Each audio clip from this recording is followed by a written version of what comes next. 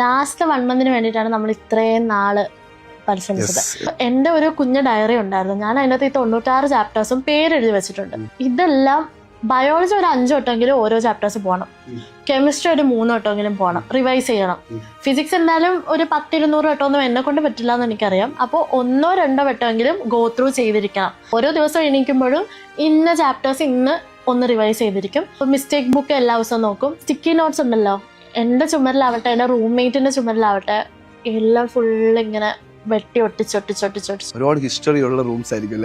Last paint ചെയ്യുന്നതിന് മുന്നേ അതെല്ലാം ഇളക്കി കളഞ്ഞു. 1 വർഷം മുന്നേ വരെ ഉണ്ടായിരുന്നു. വീഡിയോസ് ഒക്കെ എടുത്തിട്ടുണ്ട്, എൻ്റെ റൂംമേറ്റ് എടുത്ത് സൂക്ഷിച്ചു വെച്ചിട്ടുണ്ട്. ഇതൊക്കെ പിന്നെ കാണുമ്പോൾ ഓർത്ത് ഉല്ലസിക്കാന്നൊക്കെ പറഞ്ഞിട്ട് എല്ലാ ദിവസവും ഇങ്ങനെ പോവും. രാവിലെ പോയി നിന്നിട്ട് ഇവിടെ നിന്ന് തുടങ്ങും വായിക്കാൻ. കുറെ ഉണ്ടാവല്ലോ, എൻ്റെത് അവളും വന്ന് വായിക്കും, റൂംമേറ്റും വന്ന് വായിക്കും, ഞാൻ പോയി റൂംമേറ്റിനെ വായിക്കും. അപ്പൊ 2 പേരുടെയും വീക്ക്നെസ് നമുക്ക് അതുണ്ട് കേട്ടോ. ലൈക്ക് അങ്ങോട്ടും ഇങ്ങോട്ടും കുറെ ഹെൽപ്പ് ചെയ്തിട്ട് തന്നെ ഞങ്ങള്. എൻ്റെ റൂംമേറ്റ് ഇപ്പോൾ കോഴിക്കോട് മെഡിക്കൽ കോളേജിലാണ് പഠിക്കുന്നത്.